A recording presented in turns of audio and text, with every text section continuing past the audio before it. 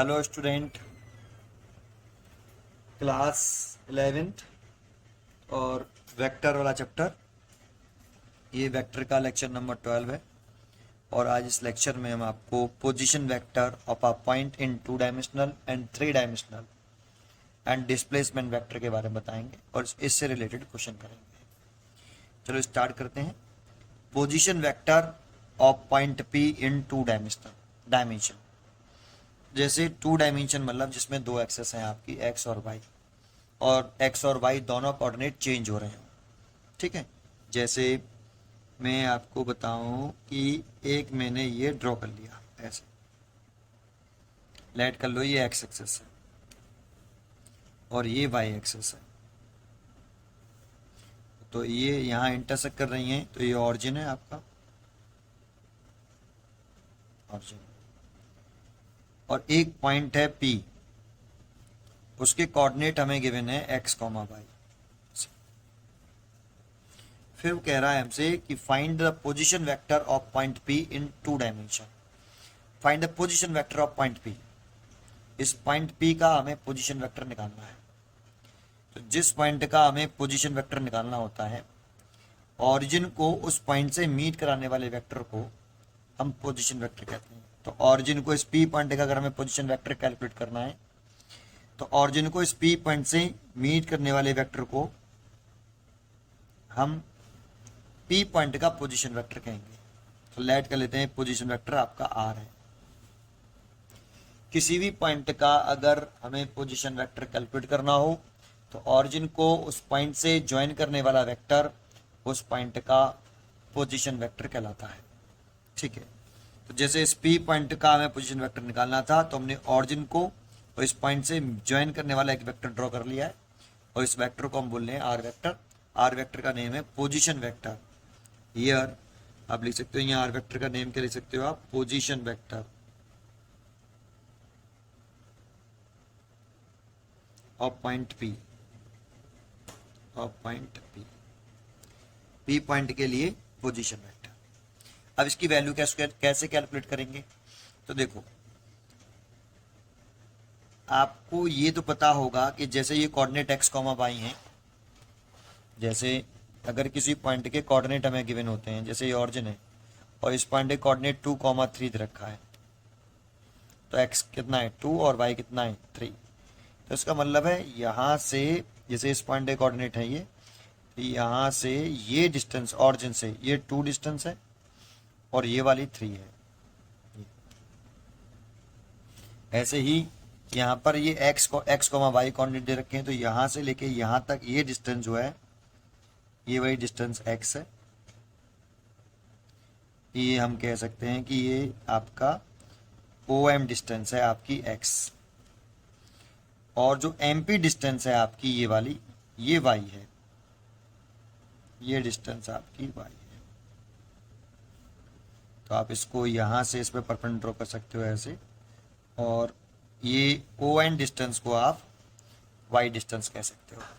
Actual में ये इस आर वेक्टर के आप ये कह सकते हो कि ओ एम और ओ एन कंपोनेंट है। तो एक्स और y is a x component है एक्स आपका आर वेक्टर का, और वाई कंपोनेंट है आपका वाई। तो आप ये लिख सकते हो हियर कि ये ओ एम की वैल्यू कितनी है आपकी एक्स, और इसका नेम क्या है x component of r vector, और ओ एन क्या है वाई। ओ से एन तक की डिस्टेंस कितनी है आपकी वाई, और इसको आप लिख सकते हो ये वाई कंपोनेंट है, कंपोनेंट ऑफ आर वेक्टर। ये आर वेक्टर के आप कह सकते हो कि इस पोजीशन वेक्टर आर वेक्टर के ये एक्स कंपोनेंट है, ये वाई कंपोनेंट है। ठीक है। अब आपको यूनिट वेक्टर का फॉर्मूला लगाना आता है। यूनिट वेक्टर हमें कैलकुलेट इस आर वेक्टर को करना है कि इस आर वेक्टर की वैल्यू कितनी होगी, है ना। तो आपको सबसे पहले यूनिट वेक्टर का फॉर्मूला आना चाहिए। और यूनिट वेक्टर का फॉर्मूला क्या होता है? यूनिट वेक्टर का फॉर्मूला होता है, अगर हम यूनिट वेक्टर का फॉर्मूला कैसे लर्न करते हैं, कई बार मैं पीछे बता चुका हूँ, आपको पढ़ा भी चुका हूँ पूरा यूनिट वेक्टर। थोड़ा सा रीड करा देते हैं।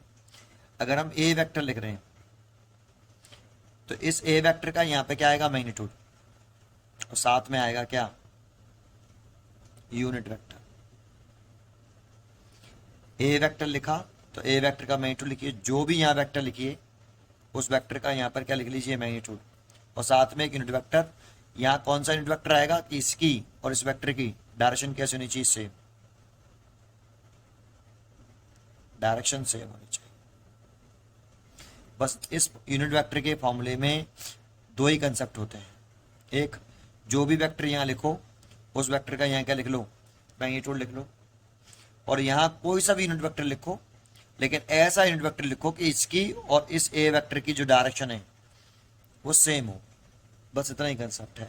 चलिए तो जरा ध्यान दीजिए, एक्स डायरेक्शन, एक्स एक्सिस में यूनिट वेक्टर क्या होता है, इतना तो पढ़ा ही आपने होगा, पीछे का मैं मान के चल रहा हूँ आपको पीछे का आता है। तो ये यूनिट वेक्टर होता है एक्स, एक्स एक्सिस में आई कैप, और वाई एक्सिस में यूनिट वेक्टर होता है जे कैप। तो अगर हम ओ एम वेक्टर की वैल्यू निकालना चाहें कि ओ एम वेक्टर क्या है, यहाँ ओ एम वेक्टर की वैल्यू निकालना चाहें तो ओ एम वेक्टर निकालना चाहें तो ओ एम का मैग्नीट्यूड, अगर ओ एम वेक्टर लिख रहे हैं तो इसका मैग्नीट्यूड, जैसे अभी मैं कह रहा था इस वाले फॉर्मूले को लगा रहे थे हम,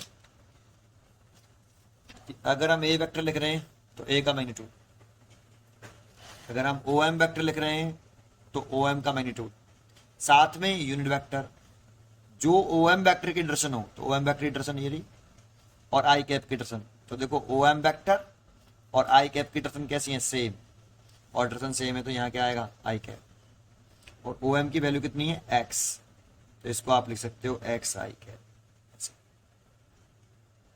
एंड आप ओ एन वेक्टर की वैल्यू निकालना चाहें, ओ एन वेक्टर, तो आप यहाँ लिख सकते हो ओ एन। अब जरा चेक करो, यहाँ यूनिट वेक्टर लिखना है, यूनिट वेक्टर फॉर्मूला लगाना है हमें, तो O N vector is equal to O N का मैग्नीट्यूड लिख दिया, साथ में ओ एन वेक्टर की डायरेक्शन ये रही, और इस डायरेक्शन में यूनिट वेक्टर क्या है आपका, जे कैप, सो हमें यहाँ लिखना पड़ेगा जे कैप। देखो इसकी डायरेक्शन और इसकी डायरेक्शन सेम है कि नहीं, चेक कर लो डायग्राम में, ओ एन वेक्टर और जे कैप की डायरेक्शन सेम है। यहाँ इस वेक्टर का मैग्नीट्यूड लिखा हुआ है, और ओ एन की वैल्यू कितनी है, देखो वाई, ओ से एन तक की लेंथ कितनी है, वाई, तो वाई जे कैप लिख सकते हो। अब जरा चेक करके बताओ, ओ एन वेक्टर और ये मैंने बनाया एक और एम पी वेक्टर, ये ओ एन वेक्टर और एम पी वेक्टर कैसे वेक्टर है, equal vector, because O N vector का मैग्नीट्यूड और एम पी वेक्टर का मैग्नीट्यूड सेम, मैग्नीट्यूड मतलब लेंथ, अगर किसी वेक्टर की जो लेंथ होती है वो उस वेक्टर के मैग्नीट्यूड को रिप्रेजेंट करती है। तो इस वेक्टर की लेंथ, ओ एन वेक्टर की लेंथ और एम पी वेक्टर की लेंथ अगर इक्वल है तो मैग्नीट्यूड सेम हो गया, और डायरेक्शन भी सेम होनी चाहिए, तो डायरेक्शन भी सेम है, तो magnitude as well as direction अगर दोनों सेम होती हैं तो वो इक्वल वेक्टर्स होते हैं। सो ओ एन वेक्टर और M P vector are equal vector. So हम ये लिख सकते हैं यहाँ कि एम पी वेक्टर की वैल्यू भी आपकी यही होगी। अब जरा देखो इसमें इसमें एक ट्राइंगल बन गया बेटा आपका, आपको ये ट्राइंगल दिखा होगा, एक तो बना ओ एम वेक्टर से, और एक बना आपका एम पी वेक्टर, और एक ओ पी वेक्टर। इन तीन वेक्टर से ट्राइंगल बनना है, एक आपका ओ पी वेक्टर से, एक ओ एम वेक्टर से, और एक एम पी वेक्टर से। इन तीन वेक्टर से ट्राइंगल बनना है। अब इन तीन वेक्टरों से अगर ट्राइंगल बनना है तो इन तीनों वेक्टरों में से रिजल्टेंट वेक्टर कौन सा है, देखिए चेक करिए इन तीनों में से कौन सा वेक्टर रिजल्टेंट है। तो देखो ओपी वेक्टर रिजल्टेंट वेक्टर है, क्योंकि ओ एम वेक्टर और M P vector, O M और एम पी सेम ऑर्डर में अरेंज है, और ओपी अपोजिट ऑर्डर में, ये ओ एम फिर एम पी और ये अपोजिट ऑर्डर में अरेंज है। इसका एरोहेड इधर, फिर इसका एरोहेड इधर, और इसका अपोजिट ऑर्डर में अरेंज है। अगर आपको ऐसे समझ में नहीं आता है तो इसको इस तरह समझिए, जिसका टेल से टेल और हेड से हेड होता है वो रिजल्टेंट होता है। तो टेल से टेल कौन सा है, क्या ये टेल से टेल और हेड से हेड कनेक्टेड है, यहाँ से तो टेल से टेल कनेक्टेड है और यहाँ हेड टेल कनेक्टेड है। So O M is not resultant vector. M P resultant vector है, तो यहाँ हेड से हेड कनेक्टेड है और यहाँ हेड टेल कनेक्टेड है।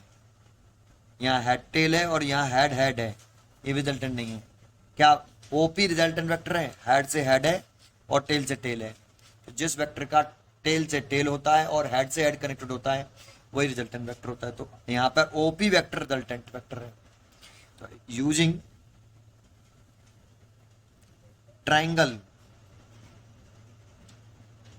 Law of vector addition, using triangle law of vector addition, जो रिजल्टेंट होता है, तो रिजल्टेंट कौन सा यहाँ पे? OP vector. किसका रिजल्टेंट है? ओएम वेक्टर और एमपी वेक्टर का रिजल्टेंट है। यहाँ ओपी वेक्टर कितना है? तो ओपी वेक्टर की जो वैल्यू है वो आर वेक्टर, इसकी वैल्यू तो आर वेक्टर है, is equal to O M vector मैंने निकाला। ओएम वेक्टर की वैल्यू कितनी है आपकी? एक्स आई कैप, तो इसकी जगह पे आप एक्स आई कैप लिख सकते हो। एमपी वेक्टर, तो एमपी वेक्टर की वैल्यू मैंने निकाली वाई जे कैप, तो इसकी जगह पे आप वाई जे कैप लिख सकते हो ऐसे। तो देखो ये आ गया पोजीशन वेक्टर किसका? पी पॉइंट का, x I cap plus Y J cap. इसीलिए तो मैं कह रहा था यहाँ एक्स क्या है? एक्स कंपोनेंट है। देखो आपको पीछे आपने लर्न किया था, तो अगर हम ऐसे पढ़ते थे इसको, A vector is equal to A X I cap plus A Y J cap plus A Z K cap. तो इसमें ए एक्स क्या था? जो आई के साथ होता है वो एक्स कंपोनेंट होता है किसका? ए वेक्टर का। जो जे कैप के साथ है वो वाई कंपोनेंट है ए वेक्टर का। के कैप के जो साथ है वो जेड कंपोनेंट है ए वेक्टर का। बिल्कुल सिमिलर आई कैप के साथ यहाँ एक्स है, तो ये एक्स कंपोनेंट है किसका? आर वेक्टर का। एक्स जो है एक्स कंपोनेंट है आर वेक्टर का, क्योंकि यहाँ आर वेक्टर है, यहाँ ए वेक्टर है। जे कैप के साथ वाई है, तो वाई का नेम क्या है? Y component of r vector. ठीक है। तो अगर आपको किसी भी पॉइंट के कोऑर्डिनेट दे रखे हो, जैसे अगर आपको ये से एक क्वेश्चन दे दिया, एक पॉइंट है उसके कोऑर्डिनेट 2,3 है। अब आपसे पूछ रहा है कि find the position vector of point P. Point P के लिए पोजीशन वेक्टर बताओ। तो ये ऑरिजिन है आपका, ये एक्स एक्सेस है, ये वाई एक्सेस है, और इस पॉइंट के कोऑर्डिनेट दे रखे हैं 2,3 और पोजीशन वेक्टर पूछ रहा है। तो मैंने भी बताया ऑरिजिन को इस पी पॉइंट से ज्वाइन करने वाला वेक्टर पोजीशन वेक्टर कहलाएगा पी पॉइंट का। तो इसका पोजीशन वेक्टर अगर लिखना चाहें, लेट किया R1, तो R1 इज इक्वल टू लिख सकते हैं 2i cap plus 3j cap. ऐसे जैसे एक बात बताओ, ये एक्स और वाई कोऑर्डिनेट थे, तो इस आर वेक्टर का जब मैंने पोजीशन वेक्टर निकाला तो क्या आया? X I cap plus Y J cap. ऐसे सिमिलरली अगर इसके कोऑर्डिनेट 2,3 है तो एक्स की वैल्यू 2 हो गई और वाई की वैल्यू 3 हो गई।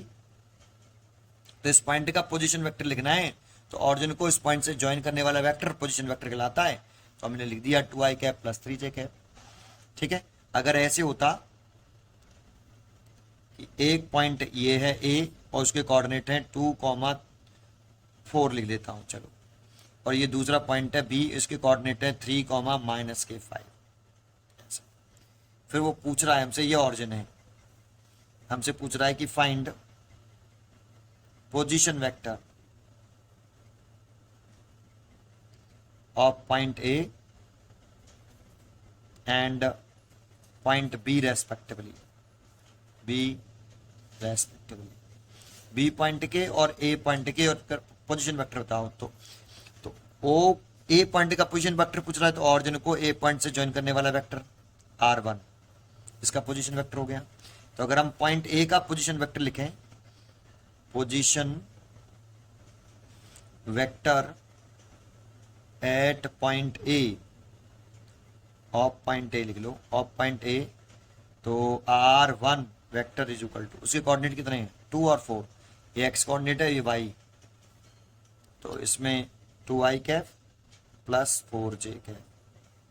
अगर आपको पोजीशन वेक्टर बी का लिखना है, तो position vector at of point B, तो ऑरिजिन को बी पॉइंट से ज्वाइन करने वाला वेक्टर, बी पॉइंट का पोजीशन वेक्टर होगा R2 वेक्टर। तो R2 वेक्टर लेट किया तो R2 vector is equal to, ये x है ये y है, तो x कितना 3i कैप और y कितना है माइनस का 5j कैप। माइनस क्यों लगाया, तो माइनस के 5 है, बीच साइन लिखना होता है 3i माइनस के 5j। जानते हो, एक तो ये हो गया। उल्टा इन सीधा आना चाहिए आपको, उल्टा इन सीधा। जैसे अगर आपसे क्वेश्चन में कहता है कि position vector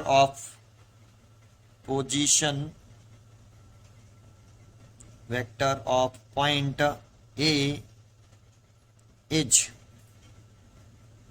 2i cap plus के 3j कैप माइनस के 4k कैप, ऐसे। तो ये किसी पॉइंट का पोजीशन वेक्टर है, किसका, ए का। तो इसे आपको अगर ऐसे दे रखा है तो आप इसे ऐसे ही बना सकते हो, ऐसे बनाओ। लेकिन इसमें 3 है एक्स वाई जेड, तो आपको जेड एक्सेस भी बना लेनी चाहिए। ये जेड एक्सेस है, ये वाई एक्सेस है, ये एक्स एक्सेस है। तो आपको एक्स कोऑर्डिनेट 2 है, वाई कोऑर्डिनेट 3 है, और जेड में कितना है माइनस के 4 है। ये पॉइंट ए का कोऑर्डिनेट हो गए, और ये पॉइंट ए का पोजीशन वेक्टर है, ये ऑरिजिन है आपका। तो ऑरिजिन से आप इसको मिला लोगे, ये आर वेक्टर हो गया। तो इस पॉइंट के कोऑर्डिनेट बना सकते हो, 2i प्लस के 3j माइनस के 4k। तो इसको कोऑर्डिनेट फॉर्म में लिख सकते हो आप इसे। एक पॉइंट बना दिया, उसके कोऑर्डिनेट लिख दिए x, ये x है आपका, ये y है और ये z है। तो आपको ऐसे दे रखा हो तो ऐसे लिख सकते हो। अभी भी समझ में नहीं आया, जैसे 2 का बना के दिखाऊं। आपको कहा कि position vector of point P r vector is equal to, इस तरह से दे दिया उसने, 4i कैप प्लस के 6j कैप, ऐसे। तो आप इसको कोऑर्डिनेट बनाइए, 2 डायमेंशनल है, 2 ही दे रखे हैं, तो ये एक्स एक्सेस बनाइए, ये वाई एक्सेस बनाइए, और एक पॉइंट चुनिए, P लिखिए वहां पे क्योंकि P पॉइंट का है, और 4 और 6 लिख रहा है तो 4 लिख दीजिए और 6 लिख दीजिए।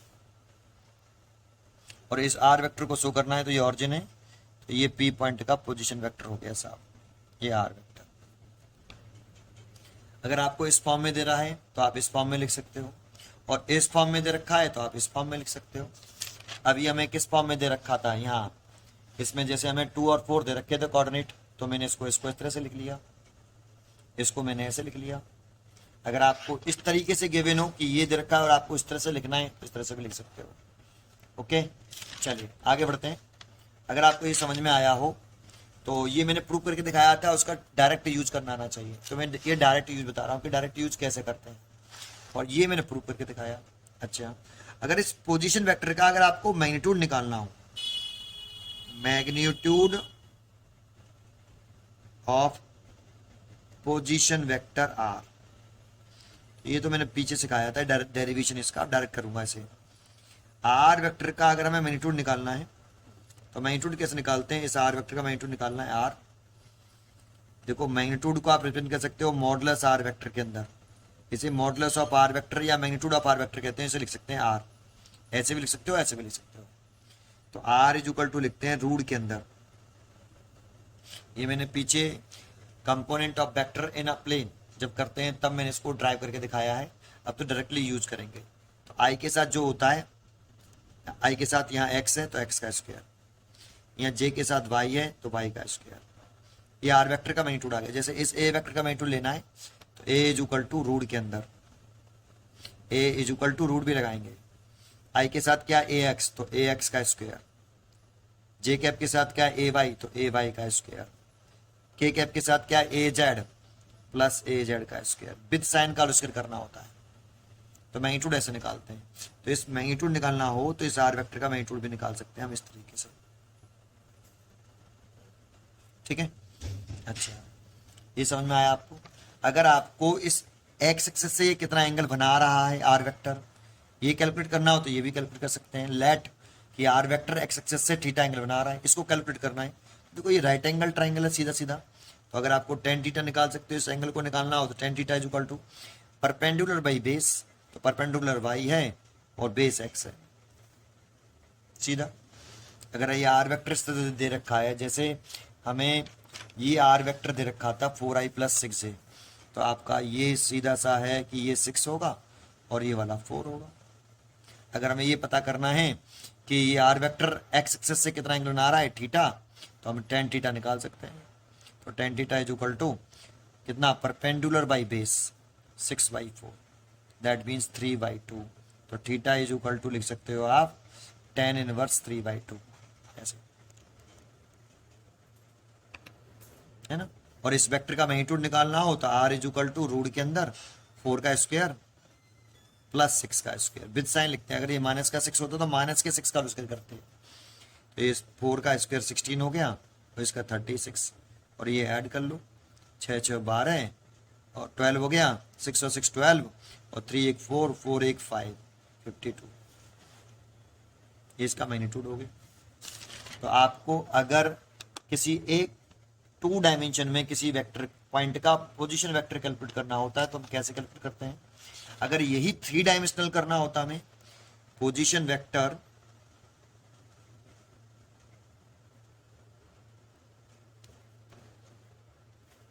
Of point P in 3 dimension, 3 dimension 3D, ठीक है। इसका मतलब समझिए, इसमें फिर 3 एक्सेस लेते हैं हम, एक एक्स एक्सेस, एक वाई एक्सेस और एक जेड एक्सेस। ऐसे होती है बेटा आपकी, जेड एक्सेस ऐसे होगी, एक्स ही हो गई, वाई एक्सेस हो गई, जेड एक्सेस ऐसे बना देते ऐसे हैं, बना ऐसे देंगे, लेकिन बेटा होगी वो ऐसे, आप इस तरह से नहीं होगी, इस तरह से होगी। तो ये तीनों म्यूचुअली परपेंडिकुलर एक्स वाई और ये जेड ऐसे ऊपर की तरफ। अब जो वेक्टर होगा इसमें, वो इस पे वो पॉइंट लेंगे, पॉइंट वो फ्री स्पेस में लाई करेगा, दैट मीन्स यहाँ लाई करेगा कुछ ऊपर, जैसे ये पॉइंट लाई कर रहा है इस जगह पर, पॉइंट पी इस जगह पर लाई करेगा आपका। और इस पॉइंट के कोऑर्डिनेट एक्स एक्सेस में भी है, वाई में भी है और जेड में भी होगा, तीनों कोऑर्डिनेट होंगे। तो ये वाला पॉइंट पी होगा, और इस पी पॉइंट का अगर पोजीशन वेक्टर निकालेंगे तो ऑरिजिन को, ये ऑरिजिन हो गया, ऑरिजिन को इस पॉइंट से ज्वाइन करने वाला वेक्टर पोजीशन वेक्टर कहलाएगा इस पॉइंट का। इन फ्री स्पेस में कह सकते हो या 3 डायमेंशन कह सकते हो। तो जैसे ये बना ऐसे से देते हैं, ये जेड एक्सेस ऐसे बना देते हैं, लेकिन ये एक्चुअल में जेड एक्सेस ऐसे नहीं होके, ये जेड एक्सेस इस तरह से ना होके, ये जेड एक्सेस कुछ इस तरह से होगी। और एक पॉइंट हम यहां बना देते हैं बेटा, अगर यहीं बना दोगे तो इसी प्लेन में लाई कर रहा है ये तो पॉइंट, तो एक प्लेन में लाई करेगा तो वो 2 डायमेंशनल हो जाएगा, 2 ही कोऑर्डिनेट आएंगे उसके अंदर, एक्स और वाई। अगर आपको तीनों डायमेंशनल देखने हैं तो ये पॉइंट जो है थोड़ा सा इस प्लेन से, इस सरफेस से थोड़ा सा ऊपर होगा ऐसे, इस पॉइंट पर, इधर इधर कहीं भी हो सकता है, लेकिन लाई करेगा थोड़ा सा ऊपर, फ्री स्पेस में लाई करेगा। तो ये पॉइंट यहीं बना देता हूं, लेकिन एक्चुअल में अगर ये तीनों कोऑर्डिनेट शो करते हैं हम, एक्स और वाई और ये जेड ऐसे, तो ये पी पॉइंट इस प्लेन में लाई नहीं करेगा, थोड़ा सा ऊपर लाई करेगा, पर हम इस तरह से बना पाएंगे इसको। और ऑरिजिन को, ये ऑरिजिन हो गया, इसको इस पॉइंट से ज्वाइन करने वाला वेक्टर इस पॉइंट का पोजीशन वेक्टर होगा। अब जैसे पीछे अगर 2 पॉइंट के कोऑर्डिनेट होते थे तो उसका पोजीशन वेक्टर ऐसे लिखते थे, ऐसे 3 पॉइंट का तो कोऑर्डिनेट इसका जनरल, इन जनरल इसका पोजीशन वेक्टर लिखेंगे हम, position vector of point P। तो आर वेक्टर लेट किया है P पॉइंट का पोजीशन वेक्टर, तो x I cap plus Y J cap और ये जेड के कैप, क्योंकि एक्स एक्सेस में यूनिट वेक्टर आई कैप होता है, वाई एक्सेस में जे कैप होता है और जेड एक्सेस में के कैप होता है, इसीलिए x I cap plus Y J cap plus Z K cap ऐसे। जैसे अगर आपको ऐसे दे दे कि ये आपका, ये ऐसे बना दिया, ये एक्स एक्सेस है, ये वाई एक्सेस है और ये जेड एक्सेस है ऐसे, इसमें एक पॉइंट दे दिया, उसकी कोऑर्डिनेट दे रखी है 2 3 और -4 ऐसे, कह रहा है पॉइंट ए का पोजीशन वेक्टर बताइए। तो position vector of point A, of point A, तो ऑरिजिन ये है तो ऑरिजिन को इस पॉइंट से ज्वाइन करने वाला वेक्टर, इस पॉइंट का पोजीशन वेक्टर लेट किया r1। तो इस r1 वेक्टर की वैल्यू कितनी होगी, 2i cap plus 3j cap, और माइनस के 4 है इसीलिए माइनस के 4 कैप ऐसे। और आपको ये भी ध्यान रखना है कि अगर आपको पोजीशन वेक्टर ऐसे दे रखा है तो आप इसका फिगर बनाना चाहते हो, तो इस पोजीशन वेक्टर है तो ये जो 2 है, एक्स कोऑर्डिनेट 2 है तो एक्स कोऑर्डिनेट 2 लिख सकते हो, वाई कोऑर्डिनेट 3 तो 3 लिख सकते हो, माइनस के 4 तो -4। इससे ये बना सकते हो और इससे ये। अगर आपको ये गिवन है तो आप ऐसे डायग्राम बना सकते हो, और ये गिवन है तो आप डायग्राम बना लिख सकते हो ऐसे। तो इससे ये और इससे ये दोनों चीजों को सीखना है आपको, ठीक है। जैसे अब मैं आपको पोजीशन वेक्टर पहले दे दूं, पहले भी मैंने ये इस पॉइंट के कोऑर्डिनेट गिवन थे और पोजीशन वेक्टर पूछा था। अब मैं आपको पहले पोजीशन वेक्टर दे देता हूं कि position vector of point B, वो आपको दे दिया r2 vector is equal to 3i cap minus के 2j कैप प्लस के 6k कैप ऐसे।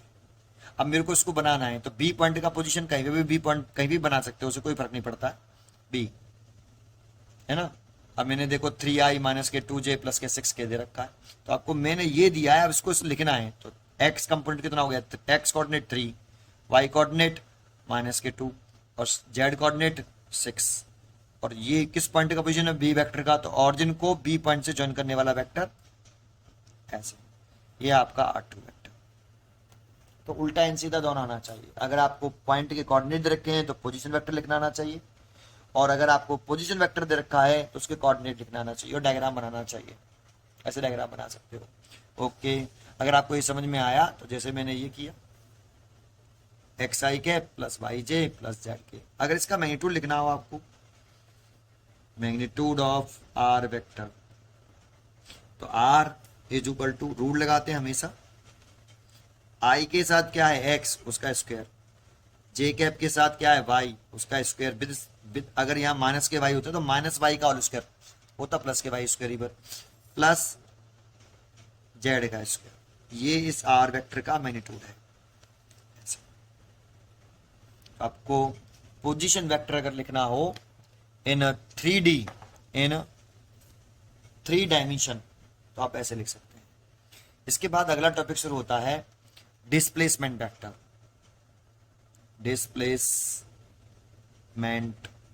वेक्टर, अभी डिस्प्लेसमेंट वेक्टर किसे कहेंगे जरा देखें। वैसे आप डिस्प्लेसमेंट जानते हो, डिस्प्लेसमेंट क्या होता है, इनिशियल पॉइंट और फाइनल पॉइंट के बिटवीन शॉर्टेस्ट डिस्टेंस जो होती है उसको बोलते हैं हम displacement. The shortest distance between initial point and final point is called displacement. ठीक है, डिस्प्लेसमेंट वेक्टर की बात कर रहे हैं तो जरा समझो।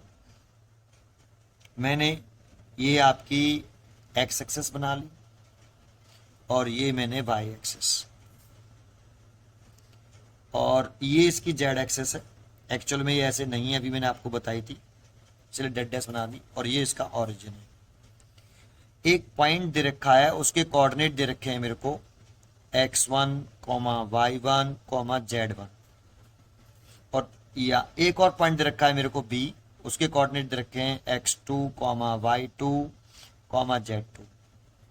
फिर कह रहा है कि ये 2 पॉइंट हमें गिवन है, ए पॉइंट के कोऑर्डिनेट दे दिए, बी पॉइंट के कोऑर्डिनेट गिवन है, आपको ये गिवन है। फिर कह रहा है एक पार्टिकल पॉइंट ए पर लाई कर रहा है, यहां पर एक पार्टिकल है, ये पार्टिकल, और ये पार्टिकल जो है वो पॉइंट ए से मूव करके पॉइंट बी की तरफ जा रहा है। तो यहां से एक पार्टिकल मूव करके ए टू बी मूव किया ऐसे, तो ए टू बी मूव करा, तो ए से मूव करके बी पे पहुंचा, तो ए बी को हम बोलेंगे डिस्प्लेसमेंट वेक्टर। ए से बी जाएगा तो एरो बी की तरफ बनाएंगे, और बी से ए जाएगा अगर पार्टिकल मूव करेगा तो एरो ए की तरफ बनाएंगे। तो अगर पार्टिकल मूव कर रहा है ए टू बी तो A B is a displacement vector, A B को हम डिस्प्लेसमेंट वेक्टर कहेंगे। ओके, तो यहां ए बी क्या है, डिस्प्लेसमेंट वेक्टर, क्योंकि पार्टिकल डिस्प्लेस हुआ ए से बी की तरफ, बी तक गया, तो इसीलिए इसे डिस्प्लेसमेंट वेक्टर कह देंगे। अब इसी को हमें कैलकुलेट करना है, तो इस डिस्प्लेसमेंट वेक्टर को कैसे कैलकुलेट करें। तो अभी हमने पोजीशन वेक्टर पढ़े थे, अब क्या आप ए पॉइंट का पोजीशन वेक्टर लिख सकते हो? तो आप लिख सकते हैं position vector of point A. तो पोजीशन वेक्टर लिख रहे हैं तो लेट कर लेते हैं इसको R1। तो यहाँ कितना कोऑर्डिनेट है? x1 y1 z1। तो आप लिख सकते हो x1 i cap plus y1 j cap plus z1 k cap. और ऑरिजिन को इस ए पॉइंट से मिला देंगे तो वो ए पॉइंट का पोजीशन वेक्टर होगा। ऐसे ही सिमिलरली आप पोजीशन वेक्टर लिख सकते हो ऑफ पॉइंट बी का। तो बी का पोजीशन वेक्टर पूछ रहा है तो R2 vector is equal to, इसे R2 वेक्टर लेट किया, इसकी कोऑर्डिनेट है x2 y2 z2। तो आप क्या लिख सकते हो इसका पोजीशन वेक्टर? इसका लिख सकते हो आप x2 i cap plus y2 j cap plus z2 k cap. और इसका पोजीशन वेक्टर बी पॉइंट का है तो ऑरिजिन को बी पॉइंट से ज्वाइन करने वाला वेक्टर बी पॉइंट का पोजीशन वेक्टर कहलाएगा R2। अब देखो यहां एक ट्राइंगल बन गया और इस ट्राइंगल में 3 वेक्टर हैं। अगर आप देखें तो वो 3 वेक्टर कौन से हैं इस ट्राइंगल में? इसी ट्राइंगल में 3 वेक्टर हैं। एक तो है आपका R1 वेक्टर और एक है R2 वेक्टर और एक है AB वेक्टर। एक तो हो गया ये R1 वेक्टर और एक हो गया R2 वेक्टर, एरोवर्ड देखो, और एक है AB वेक्टर। इन तीनों वेक्टरों में से रिजल्टेंट वेक्टर कौन सा है? पहचानिए आप, सोचिए। अगर आपने R2 वेक्टर सोचा है तो बिल्कुल सही सोचा है। कैसे?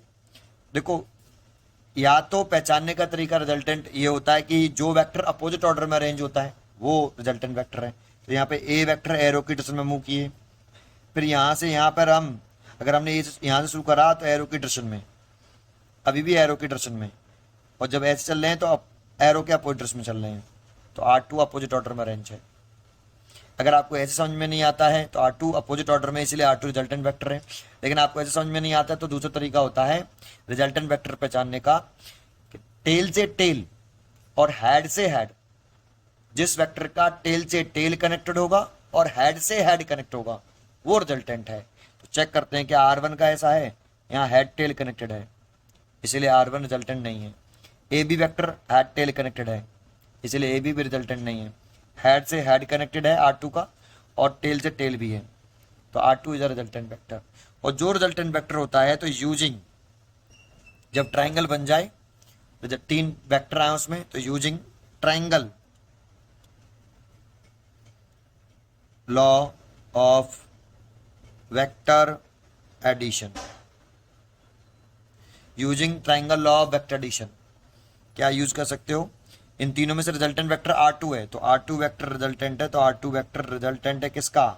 R1 वेक्टर का और AB वेक्टर का। R1 वेक्टर और AB वेक्टर को ऐड करके रिजल्टेंट वेक्टर बनता है आपका R2 वेक्टर। लेकिन हमें कैलकुलेट क्या करना है? AB vector. तो यहां से अगर आप AB वेक्टर निकालोगे तो AB वेक्टर की वैल्यू कितनी आएगी? इसको इधर ले आइए तो आप लिख सकते हो R2 vector minus R1 vector. और R2 वेक्टर और R1 वेक्टर की जो आपने वैल्यू निकाली है, ये रही R2 ये रही R1, ये दोनों यहां पुट कर दीजिए। ठीक है, तो आप वैल्यू पुट कर दीजिए यहां। तो R2 AB वेक्टर की वैल्यू कितनी आएगी? यहां कर देते हैं। तो देखो R2 वेक्टर की वैल्यू x2i y2j और z2k यहां पुट कर रहे हैं। पुट किया x2i cap plus y2j cap plus z2k cap और R1 वेक्टर की वैल्यू यहाँ पुट कर दें ये वाली।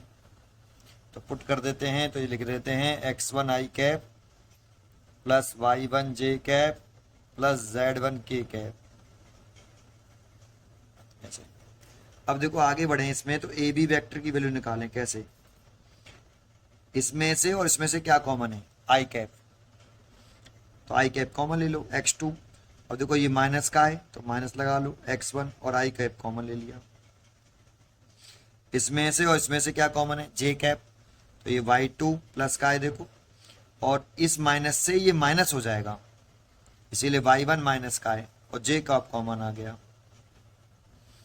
और ऐसे ये Z2 तो प्लस का है Z2, और इस माइनस से ये भी माइनस हो जाएगा, तो Z1 माइनस का है और K कैप कॉमन आ गया। देखो ये हो गया A B vector displacement vector. ये अगर इस वेक्टर का मैग्नीट्यूड निकालना हो, ए बी डिस्प्लेसमेंट वेक्टर का, इसे डिस्प्लेसमेंट वेक्टर बोल रहे हैं। अगर इसका मैग्नीट्यूड निकालना है हमें, तो मैग्नीट्यूड कैसे निकालेंगे, रूल लगा लेते हैं। कभी भी आई जे के कैप में लिखा हो तो मैग्नीट्यूड निकालने का तरीका जैसे ये है, आई कैप जे कैप के कैप। तो इसका मैग्नीट्यूड कैसे निकाला है, सारे वेक्टर का रूल लगाया, आई के साथ क्या है एक्स, उसका स्क्वायर कर लिया, जे कैप के साथ क्या है वाई, वाई का स्क्वायर कर लिया, जेड के कैप के साथ क्या है जेड। जानते हो के कैप के साथ जो होता है वो जेड कंपोनेंट होता है किसका, आर वेक्टर का। जैसे ए बी वेक्टर का एक्स कंपोनेंट पूछे तो x2 माइनस x1, ये ए बी वेक्टर का एक्स कंपोनेंट है। वाई कंपोनेंट पूछे तो y2 minus y1, z component z2 minus z1, A B vector की कंपोनेंट है ये। ए बी वेक्टर का एक्स कंपोनेंट बताइए x2 माइनस x1। तो इसका अगर मैग्नीट्यूड निकालना है तो x2 माइनस x1 उसका होल स्क्वायर। जे कैप है तो इसका y2 माइनस y1 का होल स्क्वायर। के कैप के साथ क्या है z2 माइनस z1 उसका होल स्क्वायर। ये देखो ये इसका मैग्नीट्यूड हो गया। रूट लगाना है, रूट, ठीक है। तो आपको डिस्प्लेसमेंट वेक्टर समझ में आया।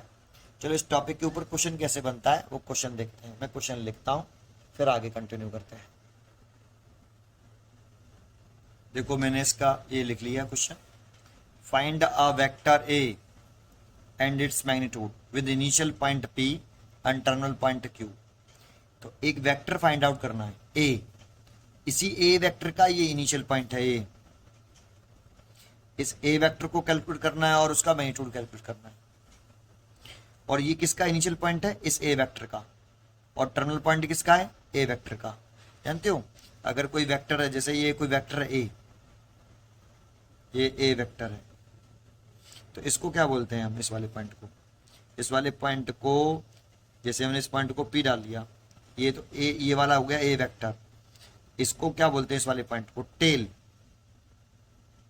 या इसका एक और नेम होता है इनिशियल पॉइंट।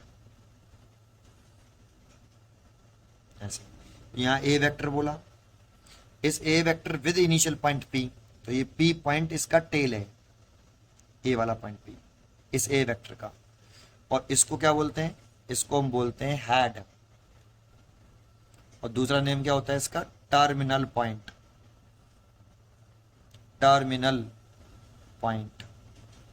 तो यहां देखो टर्मिनल पॉइंट क्यू किसका, ए वेक्टर का टर्मिनल पॉइंट क्यू, और इनिशियल पॉइंट पी, तो ये टर्मिनल पॉइंट है क्यू।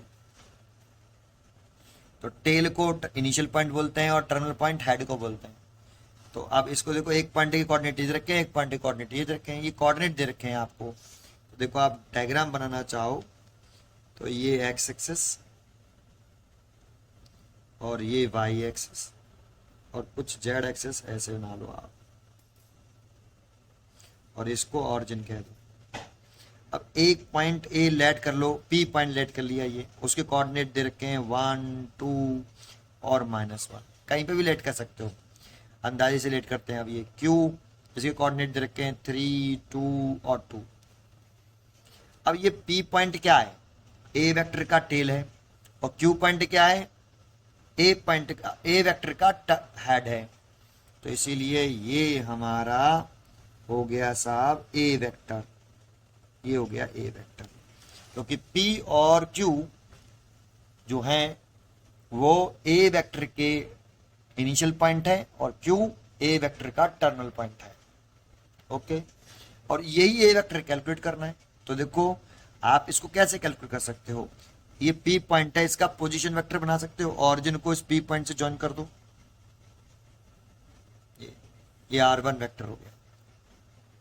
तो आप पोजीशन वेक्टर निकालो, position vector of point P, P point के लिए पोजीशन वेक्टर R1 लेट किया मैंने, उसे लेट किया है। तो कैसे लिखेंगे, I 1 है तो 1 है तो I कैप, 2 है तो 2J कैप, -1 है तो -K कैप। इसका पोजीशन वेक्टर लिख दिया। ऐसे ही क्यू पॉइंट का पोजीशन वेक्टर लिखो, and position vector of point Q. इसका पोजीशन वेक्टर लिखना है तो ऑरिजिन को इस क्यू पॉइंट से ज्वाइन कर दो ऐसे। ये क्यू पॉइंट का पोजीशन वेक्टर हो गया। तो R2 वेक्टर लिखो। R2 वेक्टर कितना आएगा, 3i कैप, 3 है, फिर 2 है, फिर 2 है, तो 2j कैप और 2k कैप। देखो अब इन तीन वेक्टर से ट्राइंगल बन गया, इन तीनों वेक्टरों से एक ट्राइंगल बन गया। रिजल्टेंट पहचानो, अब तो पहचानना सीख ही गए होंगे। रिजल्टेंट पहचानो कौन सा वेक्टर इन तीनों में से, कौन से तीन वेक्टरों से बना है, एक R1 वेक्टर से, एक A वेक्टर से और एक R2 वेक्टर से। इन तीनों में से रिजल्टेंट वेक्टर पहचान लीजिए। तो R2 is a resultant vector, head से हेड, टेल से टेल। ठीक है, कई बार बता दिया। तो आप using triangle law of vector addition, तो रिजल्टेंट R2 है तो R2 वेक्टर रिजल्टेंट है, किसका रिजल्टेंट है, R1 वेक्टर और A वेक्टर का। तो हमें कैलकुलेट क्या करना है, A वेक्टर। तो A वेक्टर निकालना है, तो A वेक्टर की वैल्यू निकालने के लिए इसको दलाना पड़ेगा। तो A vector is equal to लिख सकते हो आप R2 वेक्टर, इसको दल ले आए हैं तो R2 माइनस R1 वेक्टर ऐसे। और R2 और R1 की वैल्यू जो निकाली है आपने ये यहाँ पुट कर दो, A वेक्टर निकल आएगा। तो A vector is equal to, आप R2 वेक्टर की वैल्यू पुट करो, ये रही 3i cap plus 2j cap plus के 2k कैप, माइनस लग रहा है तो ब्रैकेट लगा लेंगे। R1 की वैल्यू पुट करो, i cap plus 2j cap minus k cap. तो देखो मैंने R1 वेक्टर की वैल्यू और R2 वेक्टर की वैल्यू यहाँ पुट कर दी। अब सब्ट्रैक्ट कर लो इसको, A vector is equal to, ये 3i है तो चलो 3i में से देखो एक आई गया, या एक काम करते हैं, चलो एक लाइन बढ़ा देते हैं ऐसे। जब इस माइनस साइन से ब्रैकेट खोलेंगे तो सब माइनस साइन चेंज हो जाएंगे अंदर के ऐसे। साइन चेंज कर दिए, साइन चेंज कर दिए, साइन चेंज हो गए। 3i में से एक आई गया तो 2i, 2j से 2j कैंसिल, 2k और 1k 3k, ये एक वेक्टर आ गया ये। तो देखो यहाँ A वेक्टर में केवल दो ही एक्सेस आ रही हैं, एक तो x आ रही है और एक z आ रही है। x एक्सेस में यूनिट वेक्टर होता है i कैप और z एक्सेस में होता है k कैप। तो ये जो A वेक्टर है किस प्लेन में लाई कर रहा है, ये प्लेन में लाई कर रहा है, x और z प्लेन में लाई कर रहा है, क्योंकि इसमें i है और k है, तो एक प्लेन में लाई कर रहा है। अगर तीन एक्सेस होती तो स्पेस में लाई करता, 3 डायमेंशनल में बोलेंगे कि स्पेस में लाई कर रहा है ना। और अगर आपकी दो एक्सेस आ रही है तो जो दो एक्सेस आ रही हूँ i और k, तो ये vector lies on xz plane, xz plane में लाई कर रहा है, क्योंकि x एक्सेस है और ये आपकी k कैप होता है z एक्सेस में, है ना, इसीलिए z एक्सेस में लाई कर रहा है। ठीक है, अगर इसका मैग्नीट्यूड पूछ रहा है साथ में, देखो फाइंड अ वेक्टर a, तो मैंने वेक्टर a तो निकाल लिया, एक आंसर तो यही हो गया। और फिर कह रहा है एंड इट्स मैग्नीट्यूड, तो इस वेक्टर का मैग्नीट्यूड निकालना है तो a is equal to root के अंदर i के साथ क्या है 2 का स्क्वायर कर देंगे, और j तो है ही नहीं है, और k के साथ 3 है तो 3 का स्क्वायर कर देंगे। सॉल्व कर लेंगे, 2 का स्क्वायर हो गया 4 और इसका हो गया 9, और 9 और 4 कितने होते हैं 13, तो रूट 13 a। और पीछे लिख देंगे, अगर यूनिट नहीं दे रखी है, अगर मीटर दे रखी होती, किसकी पोजीशन वेक्टर की यूनिट अगर कहता है ये मीटर है ऐसे, यानी कोऑर्डिनेट में दे रखा होता है ये मीटर ऐसे, तो यहाँ पर मीटर लिख देते, यहाँ पर मीटर लिख देते। लेकिन अगर नहीं दे रखा है तो फिर हम ऐसे लिख देते हैं यूनिट्स, रूट 13 यूनिट्स। ये मैग्नीट्यूड हो गया ए वेक्टर का। तो आपको क्वेश्चन समझ में आया, पोजीशन वेक्टर का यूज किया मैंने यहाँ पे, और डिस्प्लेसमेंट वेक्टर का भी यूज हो गया इस जगह पर। समझ में आया था आपको? ठीक है, तो आपको ये समझ में आया होगा।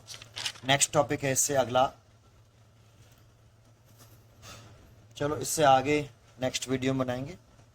इससे इतना ही काफ़ी है। पढ़ते रहिए एंड खुश रहिए। Thank you.